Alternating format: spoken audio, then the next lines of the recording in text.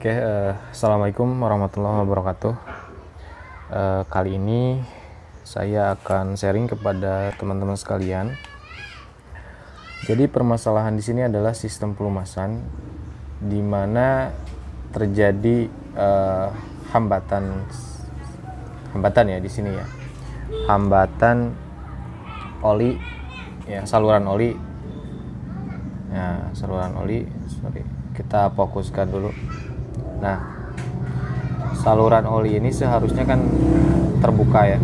Nah, ini cerita dulu ya sebentar.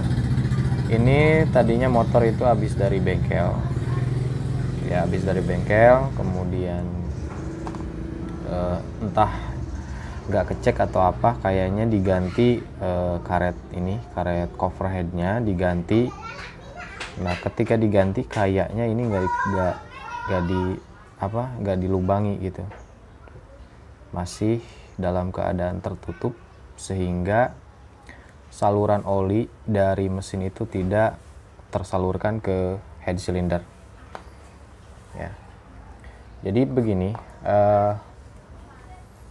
yang kita ketahui, saluran oli itu masuk dari pompa oli melewati saluran yang ini ya, saluran yang terdapat pada blok silinder ke sini, kemudian masuk ke sini ke lubang saluran oli yang di bagian atas ya, kemudian nanti akan keluar di sini, kemudian dilanjutkan.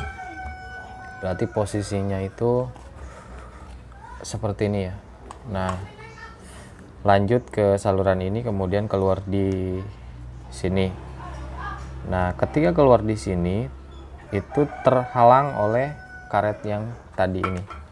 Makanya ini sebetulnya sepele, tapi nggak bisa juga dibilang sepele juga gitu kan. Nah, seperti ini kan. Nah, di sini ada karet cover head ya. Nah, seperti kita lihat di sini kan tidak salurannya tidak terbuka. Nah, sehingga yang terjadi dia nutup gitu. Salurannya tertutup dan tidak bisa melumasi bagian head cylinder ini. Ya, tidak bisa melumasi. Makanya ketika kita dibuka ya, ini kelihatan kering aja, nggak ada oli. Nah, jadi akibatnya suaranya akan sedikit gemericik ya. Bisa kita lihat juga di sini bagian ini kita nanti akan cek bagian dari rocker arm ini gosong. Nah, kemudian di cover head juga terlihat. Nah, ini gramnya kelihatan. Ini gram dari gesekan antara noken as dan rocker armnya. Nah, jadi permasalahannya hanya di sini sebetulnya. Tadinya awalnya di sini permasalahannya mempet. Nah, kemudian merembet ke rocker arm dan noken as, dan kita kemungkinan nanti kita akan ganti untuk rocker arm karena memang sudah sedikit aus. Nah, untuk memastikan apakah masih bisa dipakai atau tidak, kita akan bongkar untuk bagian noken asnya. Oke, untuk proses pembongkarannya saya skip ya. Langsung saja kita lihat bagian noken as ya. Bagian noken asnya ini nggak autofocus. Nih ya, bisa kalian lihat, bisa teman-teman lihat. Ini udah aus banget.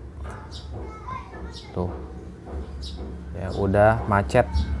Ya. Ini si rollernya udah macet.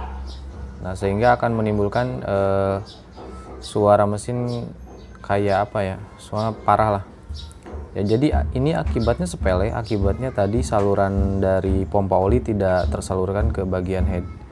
Kemudian untuk yang satunya ini masih aman ya. Kalau yang ini udah macet ya. Kita cek untuk bagian, nggak tahu ini untuk lahar bambunya juga. Kemudian Untuk noken asnya kita buka.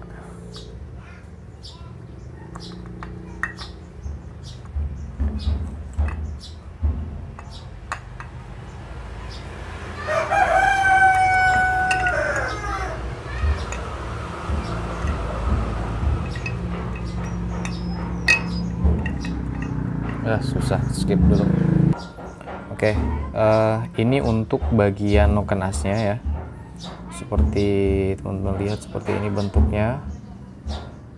Untuk noken as sepertinya masih bisa dipakai, cuman nggak tahu ini habis berapa milimeter ya. Enggak sih, kalau berapa mili, kalau 0, sekian mili pasti tergesek.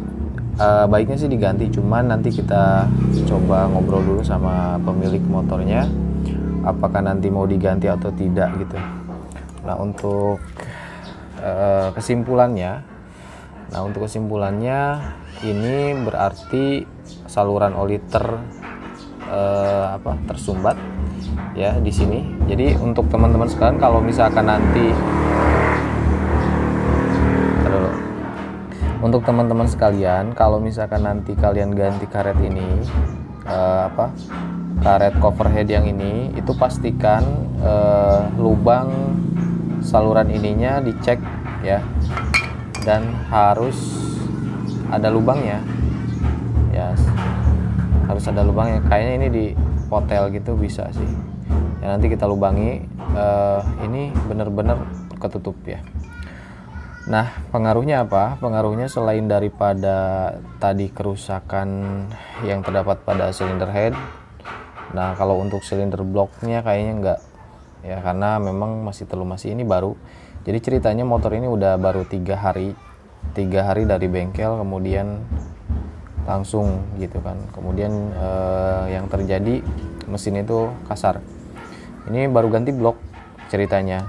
Nah, udah gitu kembali lagi ke bengkel saya, ternyata saya cek ada masalah di bagian ini ya. Nah untuk bagian seher ya, kita lihat dulu. Oke. Ini untuk sehernya juga masih bersih, cuman agak kelihatan tergores di bagian atas ini ya. Ini lumayan tergores dalam, nanti kita cek lebih lanjut. Nah biasanya pengaruhnya ketika terjadi gesekan seperti ini akan panas dan menimbulkan overheat ya. Biasanya ini di sini itu permukaan silinder head dan silinder block itu biasanya tidak rata ya, sehingga menimbulkan kebocoran air radiator. Nah kalau misalkan untuk permukaan yang blok silinder atau silinder blok, saya yakin ini masih dalam keadaan baik, cuman saya meragukan yang bagian ini. Nanti kita akan bubut ya untuk memastikan tidak terjadi kebocoran air radiator, karena kalau misalkan udah bocor air radiator udah fatal dan bisa menimbulkan overheat ya, dan bisa merusak mesin. Jadi mungkin itu untuk sharing kali ini, terutama untuk teman-teman mekanik dimanapun kalian berada. Mudah-mudahan semuanya lancar, dan ini menjadi bahan bahan evaluasi kita bersama, dan lebih teliti lagi untuk mengecek VAT, terutama VAT KW ya. Kalau VAT asli ini nggak mungkin seperti ini. Kalau VAT KW itu benar-benar harus dicek benar-benar maksimal ya.